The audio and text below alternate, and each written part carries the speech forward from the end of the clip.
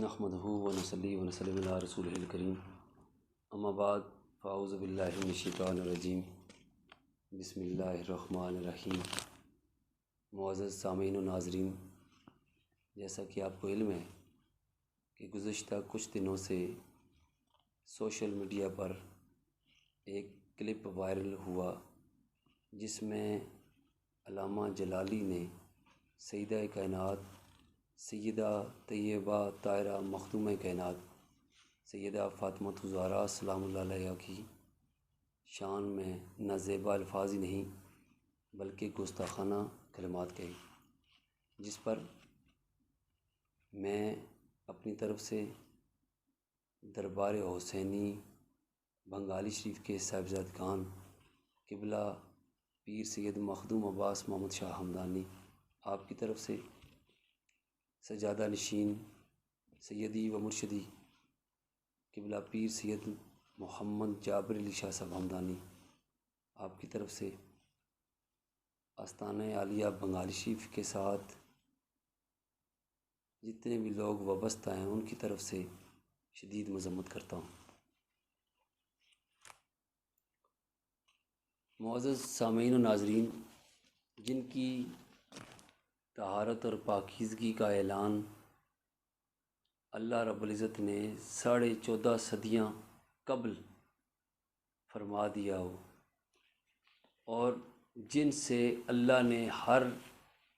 نجاست کو ناپاکی کو دور فرما دیا ہو، ان سے کوئی غلطی یا خطا سرزد نہیں ہوتی۔ ہمارا اہل سنت کا عقیدہ انبیاء کے بارے میں یہ ہے کہ وہ معصوماً الخطا ہیں، اور اہل بیت اطہار کے بارے میں عقیدہ یہ ہے کہ وہ محفوظ عن الخطا ہیں۔ اللہ رب العزت نے انہیں خطا کرنے سے محفوظ فرما دیا۔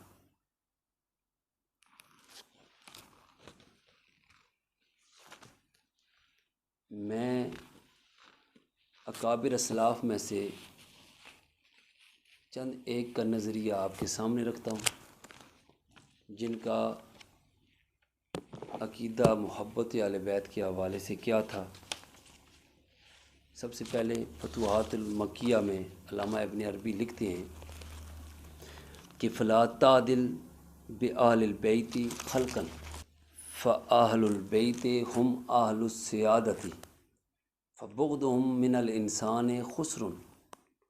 حقیقی و حبهم عبادہ۔ علامہ ابن عربی فتوحات المکیہ میں جلد نمبر 6 اور صفحہ نمبر 331 اور 32 پر لکھتے ہیں کہ اہل بیت کے ساتھ مخلوق میں سے کسی کو برابری میں نہ لاؤ۔ اہل بیت اطہار ہی اہل سیادت ہیں، ان کے ساتھ بغض رکھنا حقیقی خسارہ اور ہلاکت ہے، اور ان کے ساتھ محبت رکھنا عبادت ہے۔ اسی طرح اہل بیت اطہار کے متعلق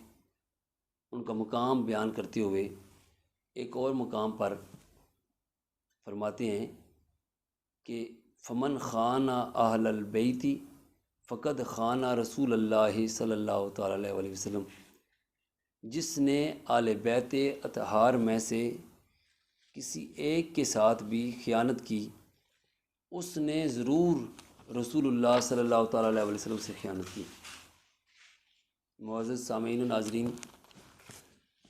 اب آئیں جس حدیث کی بنا پر یہ سارا مسئلہ وہ بیان ہوتا ہے جو علامہ صاحب نے بیان کیا۔ اس حدیث کی شرح میں کسی جگہ 14.5 صدیوں میں کسی نے یہ الفاظ نہیں لکھے جو علامہ جلالی صاحب نے کہے ہیں۔ حضرت عروہ بن زبیر سیدہ عائشہ صدیقہ رضی اللہ تعالیٰ عنہ سے روایت کرتے ہیں کہ سیدہ فاطمہ الزہراء سلام اللہ علیہا نے آقا علیہ السلام کے وصال کے بعد جب میراث کے متعلق سیدنا ابو بکر صدیق رضی اللہ تعالیٰ عنہ سے سوال کیا تو حضرت ابو بکر صدیق رضی اللہ تعالیٰ عنہ نے یہ حدیث بیان کی لا نورثو ما ترکنا صدقۃ، یہ حدیث پاک انہوں نے بیان کی۔ اب میرا جلالی صاحب سے ایک معصومانہ سا سوال ہے کہ بخاری شریف کی عربی میں 3 درجن سے زائد شروحات لکھی گئی ہیں۔ میں برصغیر پاک و ہند میں جو اردو شروحات ہیں ان کی بات نہیں کر رہا، بلکہ جو عربی میں اس کی شروحات لکھی گئی ہیں وہ 3 درجن سے زائد شروحات ہیں۔ بخاری و مسلم کی شرح کرتے ہوئے کسی شارح نے، کسی محدث نے یہ حدیث بیان کر کے کسی جگہ یہ الفاظ نہیں لکھے کہ میراث کا سوال کرتے ہوئے سیدہ کائنات غلطی پر تھیں یا غلطی کا خطا پر تھیں یا خطاب کا کوئی امکان تھا۔ کسی شاعر نے، کسی محدث نے، کسی مفسر نے یہ بات 1400 سالہ تاریخ میں نہیں لکھی جو علامہ جلالی صاحب نے بیان کی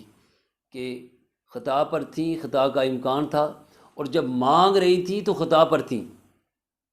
استغفر اللہ۔ اگر 14 صدیوں میں کسی محدث، کسی مفسر، کسی شاعر نے یہ بات نہیں کہی، اور جس کتاب کے حوالے سے علامہ صاحب یہ بات بیان کریں، تصفیہ ما بین سنی و شیعہ، یہ پوری کتاب اٹھا کے دیکھ لیں، اس پوری کتاب میں یہ الفاظ آپ کو نہیں ملیں گے جو علامہ جلالی صاحب نے خود کہے ہیں۔ گولڑا شریف والوں کا موقف بھی آ گیا ہے، انہوں نے کہا ہے کہ یہ جلالی صاحب کے اپنے الفاظ تو ہو سکتے ہیں، پیر میر علی شاہ صاحب نے نہیں لکھے کہ وہ خطا پر تھیں یا خطا کا امکان تھا۔ علامہ ابن بطال جنہوں نے بخاری شریف کی شرح لکھی، شرح بخاری، جلد نمبر 5 صفحہ نمبر 265 پہ لکھتے ہیں: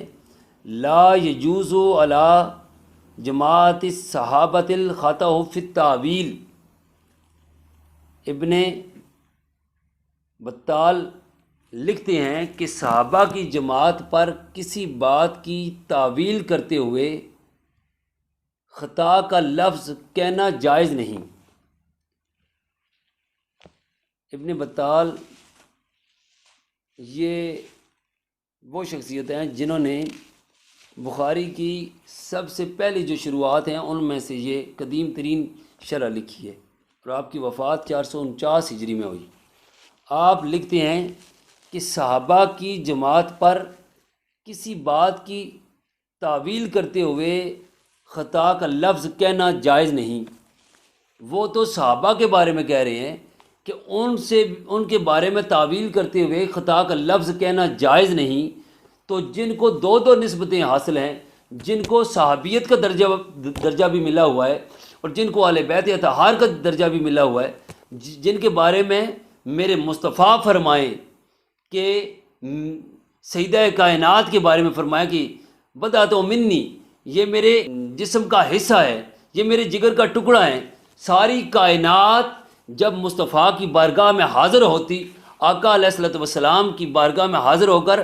عرض کرتے، کوئی بات کرتے، بات شروع کرنے سے پہلے آقا کی بارگاہ میں عرض کرتے: فدا کا ابی و امی یا رسول اللہ صلی اللہ تعالیٰ علیہ وسلم، یا رسول اللہ میرے ماں باپ آپ پر قربان ہوں اور قربان جاؤں، یا سیدہ فاطمہ الزہرا سلام اللہ علیہ آپ کی شان پر۔ جب مصطفیٰ کریم صلی اللہ تعالیٰ علیہ وسلم آپ کو دیکھتے، آپ کے استقبال کے لیے کھڑے ہو جاتے، آپ کا ماتھا چومتے، ماتھا چوم کر فرماتے: اے فاطمہ، ساری دنیا کے لوگ مجھ پر اپنے ماں باپ قربان کرتے ہیں، میں محمد تمہارا بابا اپنے ماں باپ تم پر قربان کرتا ہوں۔ جن کی شان تو یہ ہے ان کو خطا وار کہیں۔ مجھے پتہ ہے کہ علمی حوالے سے جناب اپنے مزاج میں تبدیلی نہیں لائیں گے، کیونکہ محبت اہل بیت نصیب والوں کو ملتی ہے۔ شاید کہ تیرے دل میں اتر جائے میری بات۔ آئیے اب میں مفسرین کی مختلف تفاسیر سے ان نفوس قدسیہ جو آیت تطہیر کا مصداق ہیں ان کا محفوظ عن الخطا ہونا مفسرین سے ثابت کرتا ہوں اور ان کے چند نمونے آپ کے سامنے رکھتا ہوں۔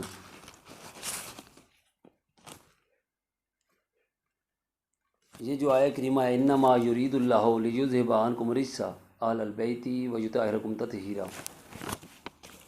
علامہ فخر الدین رازی اپنی تفسیر التفسیر الکبیر جلد نمبر 11 صفحہ نمبر 140 اس پہ لکھتے ہیں اس آیہ کریمہ کی تفسیر میں فجعل براءتہم عن المعاصی طہارۃ لہم۔ امام فخر الدین رازی اس آیت کی تفسیر میں لکھتے ہیں کہ اللہ تعالیٰ نے ان کو نافرمانیوں اور غلطیوں سے ان کی طہارت کے لیے انہیں پاک و صاف فرما دیا۔ اس آیت کی تفسیر میں امام رازی نے ان 5 نفوس قدسیہ سے غلطی کے سرزد ہونے کے امکان کو رد فرما دیا۔ علامہ سیوطی اس آیت کی تفسیر میں ایک حدیث پاک لے کر آتے ہیں الدر المنصور جلد نمبر 6 صفحہ نمبر 603 پر۔ حدیث پاک اس آیہ کریمہ کی تفسیر میں لکھتے ہیں فانا وآل بیتی مطہرون من الذنوب، کہ آقا علیہ الصلوۃ والسلام نے فرمایا میں اور میرے اہل بیت گناہوں سے پاک صاف کیے گئے ہیں، یعنی ان سے گناہوں کا تصور ہی نہیں کیا جا سکتا۔ جب گناہ کا تصور نہ کرنے کے متعلق خود آقا علیہ الصلوۃ والسلام گارنٹی دے رہے ہیں تو پھر کس کو حق پہنچتا ہے کہ ان کو خطا وار کہے؟ کس کی جرت ہے جو انہیں خطا وار کہے؟ امام سیوطی حضرت قتادہ رضی اللہ عنہ آپ سے اس آیہ کریمہ کی تفسیر میں حضرت قتادہ نے جو تفسیر بیان کی وہ بیان کرتے ہیں کہ کالا ہم اہل بیت طہرہم اللہ من السوء واختصم برحمتہ۔ وہ فرماتے ہیں کہ حضرت قتادہ اس آیت کی تفسیر میں لکھتے ہیں کہ وہ اہل بیت اطہار ہیں جن کو اللہ تعالیٰ نے ہر قسم کی برائی سے پاک و صاف فرما دیا ہے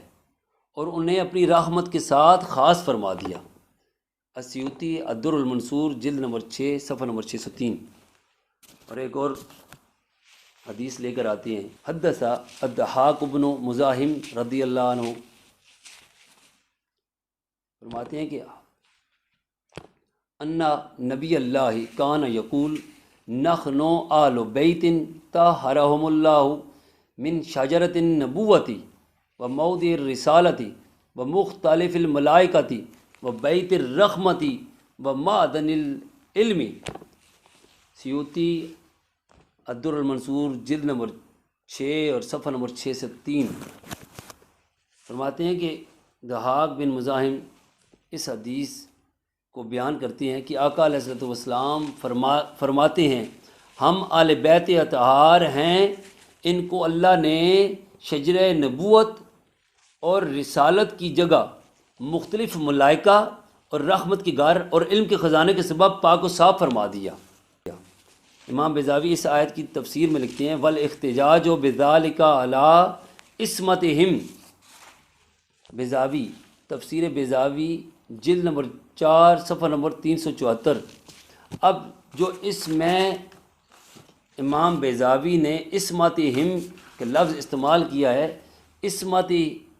ہم معصوم اور یاسم کا جو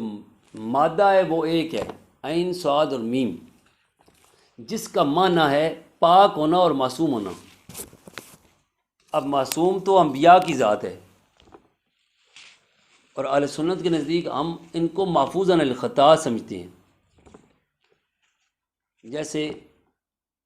اللہ نے قرآن پاک میں ارشاد فرمایا واللہ یعصمک من الناس، اللہ آپ کو لوگوں سے بچاتا ہے، یعنی جو لوگ آپ کو تکلیف پہنچانا چاہتے ہیں ان سے اللہ تعالیٰ نے آپ کو محفوظ کر لیا۔ اسی سے یاسم عصمت اور جو ہے وہ معصوم، عصمت ہم کا لفظ اور معصوم کا مادہ ایک ہے، جس کا معنی معصوم ہونا یعنی پاک ہونا۔ اس آیت کی تفسیر میں لکھتے ہیں کہ اس آیت کے ساتھ عصمت یعنی پاک دامنی پر استدلال کیا جاتا ہے۔ امام آلوسی کا نظریہ، امام آلوسی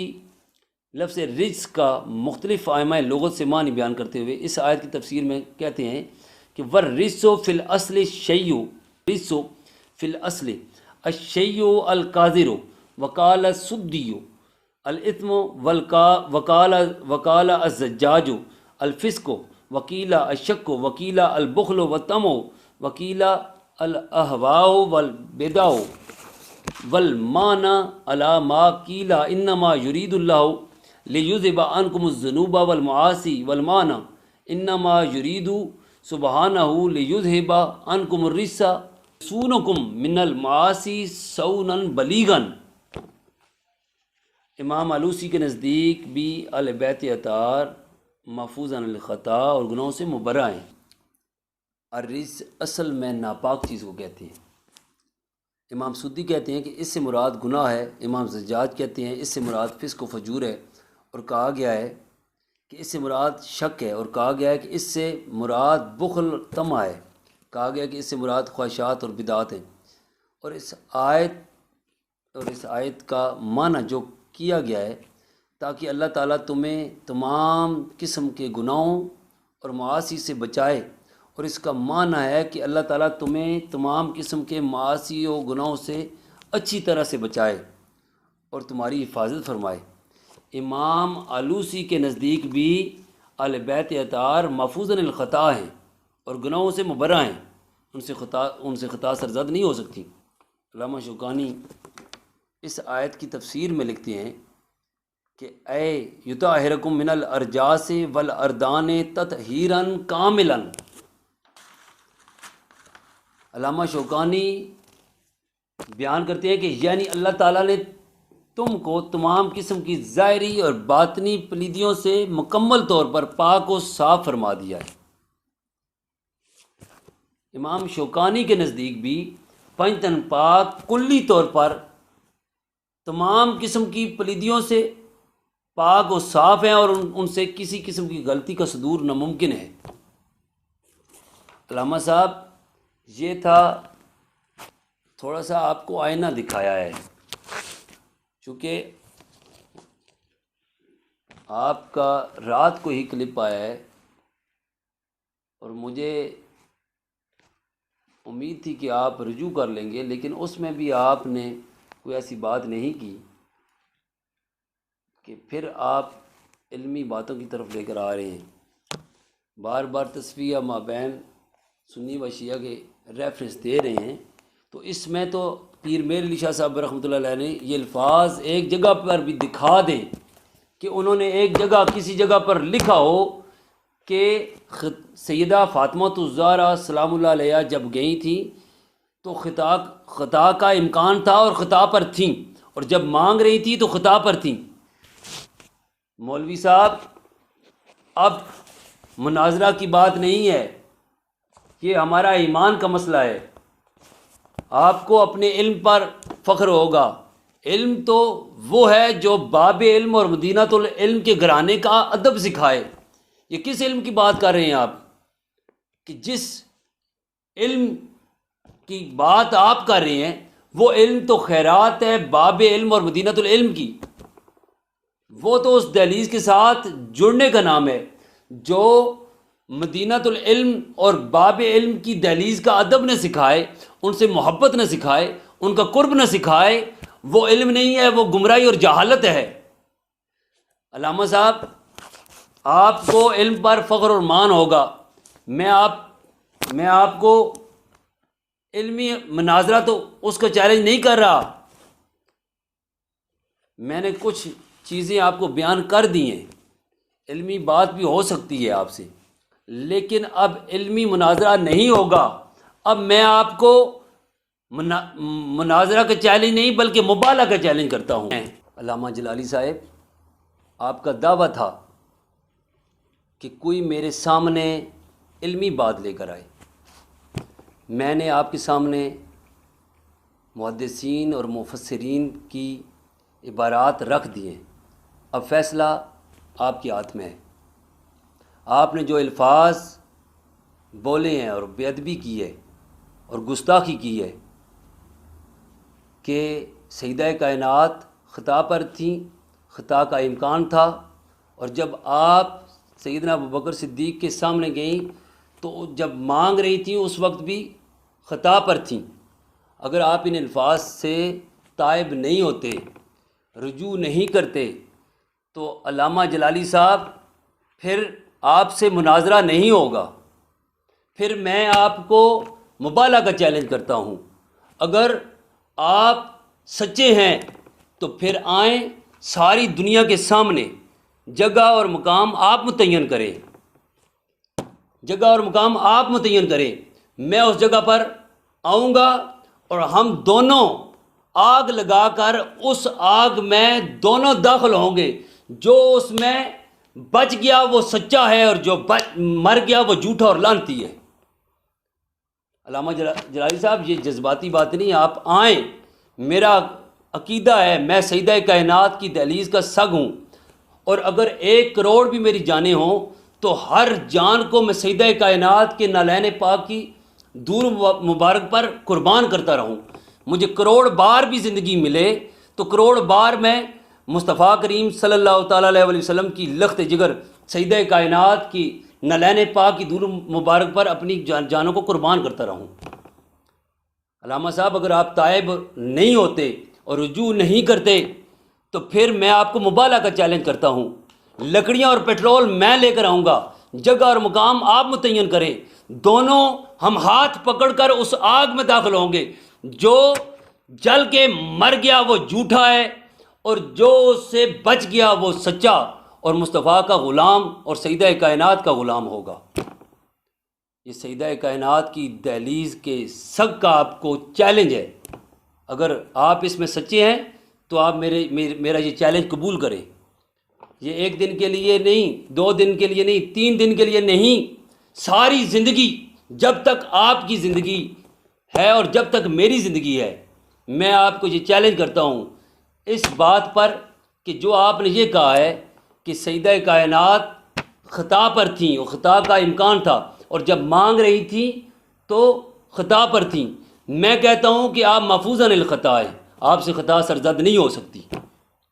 آپ آئیں اور میرا یہ مبالغہ کا چیلنج قبول کریں۔ اقبال کی اشعار تو سارے لوگ تقاریر میں پڑھتے ہیں، کاش علامہ اقبال رحمۃ اللہ علیہ کی دل میں جو محبت اہل بیت کا عشق کا سمندر تھا اس میں سے ایک بوند مل جاتی۔ اقبال کا عقیدہ دیکھیں سیدہ کائنات کی دہلیز کے ساتھ، اور سیدہ کائنات کی دہلیز کے ساتھ اور سیدہ پاک سلام اللہ علیہ کی ساتھ عقیدت و محبت کا اظہار دیکھیں اقبال کیسے کر رہے ہیں۔ علامہ اقبال رحمۃ اللہ علیہ فرماتے ہیں، رشتہ آئین حق زنجیر پاست، پاس فرمانے جناب مصطفیٰ است، ورنہ گردے تربتش گردید میں، سجدہ ہا پر خاکی او پاشید میں۔ اقبال فرماتے ہیں کہ اگر میرے پاؤں میں شریعت کی زنجیر نہ ہوتی اور مجھے مصطفیٰ کریم صلی اللہ تعالیٰ علیہ وسلم کا فرمان کا پاس نہ ہوتا تو پھر میں کیا کرتا، ورنہ گردے تربتش گردید میں، تو پھر میں سیدہ فاطمہ الزہرا سلام اللہ علیہ کی قبر انور کا طواف کیا کرتا۔ اور پھر فرماتے ہیں کہ سجدہ ہا پر خاکی او پاشید میں، اور پھر میں اس پاک مٹی پر سجدہ کیا کرتا۔ اللہ رب العزت جس پر اپنا احسان فرماتا ہے اس کے دل میں محبت رسول اور محبت اہل بیت رسول ڈال دیتا ہے۔